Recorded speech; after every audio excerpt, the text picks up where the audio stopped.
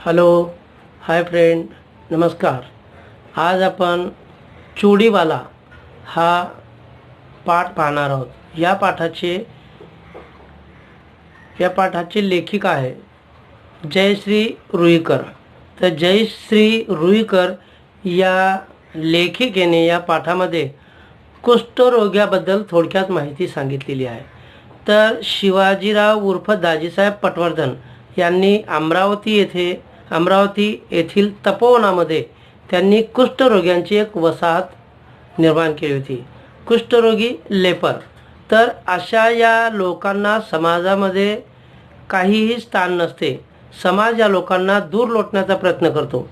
तर अशा लोकांसाठी राहण्यासाठी तपोवनामध्ये दाजीसाहेब पटवर्धन यांनी एक वसाहत निर्माण केली होती. आणि अशा या वसाहतीमध्ये अब्दुल नावाचा हा चूड़ीवाला जो असतो वर्षातून 2दा जात असतो. साल में 2 बार ये अब्दुल नाम का आदमी चूड़ीवाला जो रहता है वहाँ पे जाते रहता है. एक तो मकर संक्रांत, एक ये 14 जनवरी को आती है, और ज्येष्ठ पूर्णिमा. ये साल में 2 बार अपना चूड़ी लेके, कंगन लेके वहाँ पे चले जाता है. और वहाँ पे जो रहने वाली कुष्ठ रोगी जो औरत लोग हैं, ऐसे लोगों के कुष्ठ रोगी औरत लोगों के चेहरे पे खुशी देखने का काम उनके हाथों में कंगन पहनाने के बाद उनके चेहरे पे जो खुशी आती है वो देख के अब्दुल मियाँ को बहुत खुशी होती है. तो इसी तरह ये इंसानियत का दर्शन ये लेखिका जयश्री रुईकर इन्होंने ये लेसन में बताया. तो अपन देखेंगे. अब्बा जान, आज मत जाओ ना तपोवन को. क्यों बेटे, जाने दो अनवर. काही बोलून फायदा आहे का? आजचा दिवस म्हणजे तर त्यांच्यासाठी पर्वणीचा आहे. एवढं काय आहे त्या तपोवनात कोण जाणे. अब्दुलची बायको शन्नू नाराजीच्या सुरात आपल्या मुलांची समजूत काढत म्हणाली, मी लवकर येईन बेटा. आपल्या वडिलाचे हे बोलणे ऐकून अनवर खेळायला निघून गेला. तर अनवर हा अब्दुल मियाचा मुलगा असतो. शन्नू त्याच्या बायकोचे नाव. तर जेव्हा हे वर्षातले 2 सण येतात, साल के जो 2 त्यौहार आते, एक मकर संक्रांत और ज्येष्ठ पूर्णिमा उसको वट सावित्री ऐसा भी बोला जाता है. तो ऐसे 2 त्यौहार के टाइम जब अब्दुल वहाँ पे चले जाता है तपोवन में, उसी तरह ये वहाँ पे जाने के बाद में ये औरत लोगों को फ्रीपन में कंगन पहनाने का काम करता है. तो ऐसा एक मकर संक्रांत का दिन आता है और उस दिन अब्दुल तपोवन में जाने की कोशिश करता है. तब उसका बेटा जो रहता है अनवर, अब्बा जान आज आप मत जाओ. तो ये शन्नू उसको बोलती है, अरे वो किसी की बात मानने वाले नहीं. आज के दिन वो पूरा काम धंधा छोड़ के तपोवन में जाएंगे. और ये अब्दुल जाते जाते अपने बेटे को बोलता है, बेटा मैं शाम को जल्दी वापस आ जाऊंगा. और ऐसा बोलने के बाद फिर अनवर खेलने के लिए चले जाता है. तो उस दिन अब्दुल जब यहाँ पे चले जाता है, तपोवन में जाता है, उस दिन मकर संक्रांत का दिन होता है. और उसी दिन गांव में भी बहुत सारी औरत लोग कंगन पहनने के लिए वो अपने अपने दुकान में कसार लोगों के, उसको कासार बोला जाता है, तब बांगड़ी वाले के दुकान में कंगन पहनने के लिए औरत लोग चले जाते. लेकिन अब्दुल ने अपने गांव में जो उनका छोटा सा दुकान था वो दुकान बंद करके वो तपोवन में गए थे. और तपोवन में जाने के बाद में उनके बाजू में एक रघु भैया का दुकान होता है. ये रघु भैया मकर संक्रांत के दिन अपना दुकान शुरू करते और उनकी बहुत सारी कमाई होती है. क्योंकि अब अब्दुल मियाँ का दुकान तो बंद था, रघु भाई अकेले का दुकान था, और इसीलिए उनके दुकान में बहुत सारे औरत लोग ये कंगन भरने के लिए आ जाते. और इसका धंधा पानी बिजनेस अच्छा होने की वजह से फिर रघु भैया के घर पे कोई ना कोई नई चीज़ आती थी. लेकिन अब्दुल मियाँ के घर पे कोई भी नई चीज़ नहीं आती. क्योंकि फुकट में कंगन पहनाने के लिए वो तपोवन में जाता था. तो एक दिन ऐसे मकर संक्रांत जब आती है तो अब्दुल मियाँ अपने हाथ में कंगन की पेटी और हाथ में एक झोला, बंगड़ी का झोला, वो लेके तपोवन में चले जाता है. और वहाँ पे जाने के बाद में एक बस आ जाती है, बस स्टॉप पे खड़ा रहता है, बस आती और ये बस में चढ़ जाता है अब्दुल मियाँ तपोवन में जाने के लिए. मकर संक्रांत के दिन ठंडी के दिन थे. इसने स्वेटर पहना था, अब्दुल मियाँ ने स्वेटर पहना था, लेकिन सुबह की ठंडी बहुत अच्छी होती है. उनका स्वेटर एक थोड़ा आस्तीन में फट गया था और वहाँ से उसको ठंडी हवा लग रही थी. लेकिन अब्दुल मियाँ ने उसके हाथ में जो कंगन की जो पेटी थी, एक झोला जो था, जो बॉक्स जो था कंगन का ऐसा, तो वो उसने संभाल के बस में चढ़ा और अपने गोदी में ले लिया। क्यों? क्योंकि ये कंगन को अगर किसी का धक्का लग जाएगा तो ये कंगन क्या हो जाएगा, टूट जाएगा। और इसीलिए इन्होंने संभल के पेटी अपनी मांडी पे ले ली, गोद पे ले लिया और खिड़की के पास जाके बैठ गए। तो ये उन्होंने जब तपोवन में जा रहे थे तो अलग अलग कलर का कंगन, लाल, हरा, नीला, ऐसे अलग अलग कलर के कंगन वो औरत लोगों के लिए वहाँ पे लेके गए थे। और ठंडी में कान को बहुत ठंडी लगती है, इसीलिए अब्दुल मियाँ ने अपने कान को स्वेटर भी बांध लिया था। तो जाते जाते एक स्टॉप आता है जिलाधिकारी कलेक्टर का ऑफिस का एक स्टॉप था। वहाँ पे बहुत सारे लोग उतर गए थे, लेकिन तपोवन में जाने वाले बहुत कम लोग थे, जिसमें अब्दुल मियाँ था। और जैसे वहाँ पे पहुँच जाता है तो 1 साल 6 महीने के बाद में जब वहाँ पे पहुँचता है तो तपोवन में गेट पे ये बड़ी कमान दिखाई देती है, हाफ सर्कल दिखाई देता है और उसमें बहुत सारे अलग अलग फूलों के जालीदार जो है पौधे लगाए थे और ये पौधे बहुत बड़े हो गए थे। जैसे अब्दुल को वहाँ पे जाते बराबर वहाँ पे औरत लोग अब्दुल मियाँ के आजू बाजू में खड़े रहते और बोलते बंगड़ी वाला आ गया, चूड़ी वाला आ गया, चूड़ी वाला आ गया, और ये सब उसको चारों तरफ से घेर लेते। और अब्दुल मियाँ उनको देख के बहुत खुश हो जाता है। एक आम के पेड़ के चबूतरे के ऊपर अब्दुल मियाँ वहाँ पे बैठते हैं और सब औरत लोग उनको बोलते मुझे पहले भरना है, मुझे पहले भरना है। लेकिन अब्दुल मियाँ सबको ये कंगन फ्री फंड में पहनाने वाला था। और वहाँ पे रहने वाले औरत लोग लड़की लोगों को है, क्योंकि ये कुष्ठ रोगी औरत लोग थे, इनका हाथ अपने हाथ में कोई भी नहीं लेता था। लोगों का ऐसा लगता था कि ये लोगों का हाथ अगर अपने हाथ में ले लिया तो ये बीमारी अपने को भी, लेपर की बीमारी अपने को भी हो जाएगी। और इसीलिए उनका हाथ कोई हाथ में नहीं ले रहा था। और इसीलिए ये खाली अब्दुल मियाँ अकेले ये समाज सेवा करने के लिए वहाँ पे तपोवन में जाते थे। तो वहाँ पे रहने वाले औरत लोगों को वो अब्दुल मियाँ को देख के ऐसा लगता था कि अपने लिए एक भगवान ने आदमी को यहाँ पे भेजा है, देवदूत भेजा है। तो उनको देख के ये बहुत औरत लोग, वहाँ पे रहने वाले औरत लोग बहुत खुश होती थी। अब्दुल मियाँ तपोवन से चिट्ठी आई आपको, और ऐसा पूरा होने के बाद में फिर अब्दुल मियाँ वापस जाता है। और कुछ दिनों के बाद में 3-4 महीने के बाद में फिर तो अब्दुल मियाँ को फिर वहाँ पे रहने वाले जो दाजी साहब पटवर्धन जो रहते, ये अब्दुल मियाँ को ये एक पर्ची भेजते हैं और पर्ची में लिखा जाता है कि वहाँ उनको स्टेज पे बुला के उनको सम्मानित करने वाले थे। और ये चिट्ठी रघु भैया के हाथ में पहुँच जाती है और रघु भैया ये चिट्ठी को लेके अब्दुल मियाँ के घर पे चले जाते हैं। लेकिन अब्दुल बोलते अरे ये चिट्ठी तो मराठी में, तो मेरे समझ में नहीं आएगी। तो इसीलिए रघु भैया को ही बोला जाता है कि ये चिट्ठी में क्या लिखा है, दाजी साहब ने तो हम लोग पढ़ के बता दे। तो जब अब्दुल को ये रघु भैया चिट्ठी पढ़ के जब बताता है तो उसमें लिखा था कि अब्दुल मियाँ आपको ये दिन को हमारे तपोवन में एक प्रोग्राम हम लोगों ने अरेंज किया है और आपको निमंत्रित किया जाता है वो प्रोग्राम में प्रेजेंट रहने के लिए, ऐसा ये चिट्ठी में लिखा था। और फिर अब्दुल मियाँ वहाँ पे जाने की तैयारी में लगता है। उसको लगता था वो जाने का दिन कभी आता है, और वो ऐसा करते करते प्रोग्राम का दिन निकल जाता है। तो अब्दुल मियाँ तैयारी करके वहाँ पे निकलने की कोशिश करता है। और जब वहाँ पे चले जाता है तो स्टेज के सामने बहुत सारी कुर्सियाँ पड़ी रहती, क्योंकि हर एक प्रोग्राम में ऐसी सामने पब्लिक को बैठने के लिए, प्रेक्षक को बैठने के लिए बहुत सारी चेयर होती है। और ये अब्दुल मियाँ वहाँ पे जब चले जाता है तो स्टेज के सामने बहुत सारी कुर्सी रखी थी, और अब्दुल बहुत गरीब था और ये वहाँ पे बहुत सारे बड़े बड़े लोग आने वाले थे। तो ऐसे लोगों के बीच में मैं कैसा जाके बैठूँ, ऐसा उसको संकोच लग रहा था, डर लग रहा था। लेकिन जैसे दाजी साहब उसको देखते तो उसका हाथ पकड़ के उसको सामने चेयर पे बिठा देते। और ये कुछ टाइम के बाद में फिर दाजी साहब पटवर्धन तुरंत स्टेज के ऊपर जाते। और जब ये स्टेज के ऊपर चले जाते तो अब्दुल मियाँ ये दाजी साहब की तरफ देखता है तो ये 84 साल का एक वृद्ध आदमी जो था, लेकिन कड़क, उसकी बॉडी स्लिम थी, तेजपुंज उसके चेहरे के ऊपर उसका चेहरा बहुत तेजस्वी दिखाई दे रहा था।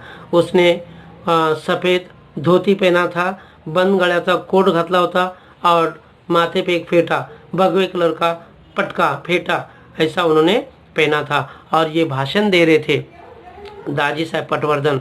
तो उनको देख के ये अब्दुल मियाँ को बहुत अच्छा लग रहा था उनको। ऐसा लग रहा था अरे 84 साल का 84 ईयर का ये बूढ़ा आदमी स्टेज पे जाके इतना खनखनित, इतना जोर से आवाज़ दे के भाषण कर रहा है, ऐसा अच्छा भाषण कर रहा है। इनको देख के, उनका भाषण देख के ये अब्दुल मियाँ बहुत प्रभावित हो जाते।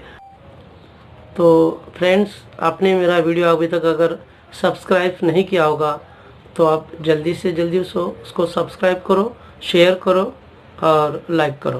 तो इसी तरह अब्दुल का भी थोड़ा सा ये वसाहत में पार्टिसिपेशन था। मतलब वहाँ पे गरीब लोगों को कंगन पहनाने के लिए वो साल में 2 बार वहाँ पे जाते थे। तो जब दाजी साहब पटवर्धन जब भाषण कर रहे थे तो अब्दुल मियाँ को स्टेज पे बुला के उनको सम्मानित करते रहते। उनको एक फूलों का गुलदस्ता देते और एक फूलदानी जो कुष्ठ रोगी लोगों ने जो बनाया था वो उनके हाथ में देकर उनको स्टेज पे बुला के, सबके सामने स्टेज पे बुला के अब्दुल मियाँ को सम्मानित करते थे। ये सब खुशी देख के अब्दुल मियाँ को बहुत अच्छा लगता है। तो वहाँ पे ये अब्दुल मियाँ भी बहुत सारे औरत लोगों को फ्री में कंगन भरने के बाद में उनके चेहरे पे खुशी लाने का काम ये करते थे। और इसीलिए ये दाजी साहब पटवर्धन ने, इन्होंने स्टेज पे अपना भाषण करते करते अब्दुल मियाँ को नाम लेके उनको स्टेज पे बुलाया और उनको सम्मानित किया था। तो अब्दुल मियाँ को ये सब उनको सम्मानित करने के बाद में तुरंत अब्दुल मियाँ दाजी साहब पटवर्धन का चरण स्पर्श करते और अपने जगह पे जाके बैठ जाते। तो प्रोग्राम बाद में धीरे धीरे ख़त्म हो जाता है। और बाद में ये प्रोग्राम के लिए अमरावती से बहुत सारे लोग अपने अपने 4 व्हीलर गाड़ी में से आते रहते। प्रोग्राम का तो बहुत टाइम हो गया था। तो ये दाजी साहब पटवर्धन अब्दुल मियाँ को अपने किसी दोस्त की गाड़ी में बिठा देते और फिर गाड़ी बहुत ज़ोर से चल रही थी और अचानक एक स्टॉप आ जाता है। फिर बाद में अब्दुल मियाँ एक जगह पे उतर जाता है, घर पे जाता है, शन्नो को आवाज़ देता है। तो शन्नो अभी भी गुस्से में थी, लेकिन आसमान में ये थोड़ा सा चांद हल्का हल्का सा दिखाई दे रहा था। आसमान बहुत नीला दिखाई दे रहा था, कहीं पे भी बादल उनको दिखाई नहीं दे रहे थे। अम्बा देवी का जो चौक जो रहता है वहाँ पे उनकी गाड़ी रुक जाती है और वहाँ पे अब्दुल मियाँ उतर जाते और अपने घर पे जाते। और जाने के बाद में तुरंत उनकी वाइफ उनको, शन्नू नाम की वाइफ, उनकी एक प्लेट में चपाती और वांग्याची भाजी मतलब बैंगन की सब्जी वो उनको खाने के लिए देती रहती है। अब्दुल मियाँ चुपचाप खाते रहता है और अचानक पूछता है, तू नहीं खाएगी? जी मेरा खाने का मन नहीं करता, ऐसा शन्नू उसको बोलती है। अनवर ने खाना खाया? नहीं खाया, वो खीमे के लिए जिद कर रहा था। आप जल्दी आने वाले थे और आपने बोला था कि मैं जल्दी आऊँगा और वो खीमा उसको मिला नहीं, इसीलिए वो चुपचाप ऐसे ही सो गया। जैसे ही अब्दुल ने ये सुना तो उसके हाथ में जो निवाला था वो ऐसी एक जगह पे रह जाता है और उसने भी खाने का काम छोड़ दिया और वो जाके चुपचाप सो जाता है।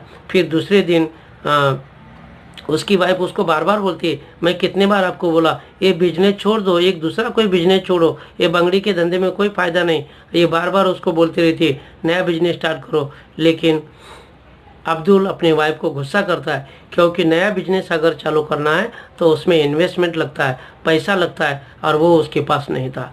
अब्दुल ये भी सोचता है कि बंगड़ी का, चूड़ी का धंधा जो था उनके बाप दादा से चल रहा था और इसीलिए बाप दादा से जो बिजनेस चल रहा था, जो धंधा चल रहा था, अब्दुल मियाँ ये धंधा छोड़ने के लिए तैयार नहीं था। और दूसरे दिन ये जब दुकान पे चले जाता है तो उसको रघु भैया मिल जाता है वहाँ पे। तो रघु भैया ने अपने दुकान को कलर देने का काम किया था। क्यों? क्योंकि उसका बिजनेस पानी बहुत अच्छा हो गया था। अब्दुल का दुकान बंद था, इसीलिए उसके पास पैसा नहीं था, उसने कलर नहीं दिया था और अब्दुल का चेहरा बहुत नर्वस दिखा दे रहा था। और इसीलिए फिर रघु भैया उसको पूछता है, क्या हो गया भैया, दुकान नहीं खोलना है? आपका चेहरा इतना उदास क्यों है? तो ये बता देता है अब्दुल मियाँ उसको कि भाई क्या करे, जहाँ पे कुष्ठ रोगी लोगों की जो वसाहत थी और जो दाजी साहब पटवर्धन उनको जो हैंडल करते थे, उनको देखते थे, लेकिन अभी उनका ट्रस्ट बदली होने वाला है और उनके हाथ से, रघु भैया के हाथ से ये कुष्ठ रोगी लोगों के जो वसाहत है वो किसी और के हाथ में जाने वाली थी। और यही सब देख के अब्दुल मियाँ बहुत नर्वस था और सोचते रहता है कि अभी ये कुष्ठ रोगी लोगों का क्या हो जाएगा, उनको कौन संभालेगा? मुझे भी वहाँ पे जाने का मौका मिलता है कि नहीं मिलता है पता नहीं, और ये गरीब लोगों के हाथ में कंगन भरने के बाद में उनके चेहरे पे जो खुशी दिखाई देती, वो मुझे अभी खुशी देखने के लिए मिलेगी नहीं। ऐसा करने के बाद में रघु भैया को बता देता है, घर पे जाता है। बाद में अब्दुल मियाँ, रात हो जाती है, उसको नींद नहीं आती, बहुत कोशिश करता है सोने की, लेकिन नींद नहीं आती। तब तक के मंदिर में पहारे करी जो पुजारी रहते, 2 बजने का एक अलार्म टोल बजाते रहते, और बाद में अब्दुल मियाँ उठते रहता है और उसके पेटी में जो कुछ वो लेके जाने वाला था, जैसा कि पाउडर का डब्बा, रुमाल, पाउडर का डब्बा, रुमाल, रिबनी, पीना, सोनेरी बांगड्या, साध्या बांगड्या, नालनच्या बांगड्या, ये सब तपोवन में लेके जाने वाला था आगे वाले संक्रांत में। लेकिन उसके पहले ही वहाँ का ट्रस्ट बदली हो गया था, और बाद में अब्दुल मियाँ को वहाँ पे जाने का मौका मिलता है क्या नहीं मिलता है, कुष्ठ रोगी लोगों की सेवा कौन करेगा, ये सब उनको पता नहीं चाहिए। यही सब देख के अब्दुल को बहुत दुख होता है, और बाद में ये कुष्ठ रोगी लोगों के बारे में सोचते रहता है। उसको लगता है कि अभी सब कुछ खत्म हो गया, क्योंकि वहाँ पे दाजी साहब पटवर्धन ही नहीं, तो ये लोगों की सेवा कौन करेगा, उनको खाने पीने के लिए कौन देगा, क्यों। और ये अब्दुल मियाँ ये सब देख के ऐसा बोलता है, स्वतःसाठी सारे जगतात पण दुसऱ्यासाठी जगण्यातला आनंद वेगळा असतो। और इसलिए अब्दुल मियाँ बताते यहाँ पे, अपने लिए तो कोई भी जिंदा रहता है, लेकिन लोगों के लिए जिंदा रहना, उसमें सबसे बड़ी खुशी मिलती है। क्यों, क्योंकि अब्दुल मियाँ लोगों के लिए जिंदा रहने की कोशिश करता था। उसी तरह जैसा कि अपने घर में एक आधी लाइट जाती है, तो कैंडल का मैं एग्जांपल दे दूंगा। कैंडल लोगों को उजाला देने की कोशिश करती है, लेकिन खुद अंधेरे में रहती है, खुद जल जाती है, मर मिट जाती है, लेकिन लोगों को रोशनी देने का काम करती है। तो उसी तरह अब्दुल मियाँ भी बोलते हैं कि खुद के लिए तो कोई भी जीता है, लोगों के लिए जो जीता है उसको जीना बोला जाता है। तो इसी तरह ये अब्दुल मियाँ फिर बहुत नाराज़ हो जाते हैं, क्योंकि वहाँ पे उनका ट्रस्ट, तपोवन का ट्रस्ट बदली हो गया था। और ऐसा करते करते फिर ये सोचते रात में ही उसको नींद नहीं आती अब्दुल मियाँ को, उनकी आंखों से पानी आ जाते, जैसा कि ऐसा लगता है कि पूरा तपोवन इनकी आंखों के आंसू से क्या हो रहा है, सब घुल मिल गया वो आंसू में पूरा तपोवन। ऐसा ये अब्दुल मियाँ को लगता है। और धीरे धीरे रात उतरनी, मतलब धीरे धीरे 2 का 3, 3 का 4, 4 का 5 दिन निकलने की शुरुआत हो जाती है। तो इसी तरह अब्दुल अपने चूड़ी पहनाने के लिए, कुष्ठ रोगी औरत को चूड़ी पहनाने के लिए तपोवन में साल में 2 बार जाता है, और औरत लोगों के चेहरे पे खुशी देखने की कोशिश करता है। लेकिन अभी वो खुशी ट्रस्ट बदली होने की वजह से वो अभी शायद अब्दुल को लगता है कि ये अभी होने वाली नहीं। तो इसी तरह दोस्त, ये अपना चूड़ी वाला लेसन आज अपन कंप्लीट कर दिया है। अभी भी ये वीडियो अगर किसी ने शेयर नहीं किया होगा, लाइक नहीं किया होगा, सब्सक्राइब अगर नहीं किया होगा, तो जल्दी से जल्दी ये वीडियो मेरा आप सब्सक्राइब करो, कि जिसके वजह से आपको आगे का नोटिफिकेशन जल्दी से जल्दी मिले। नमस्कार।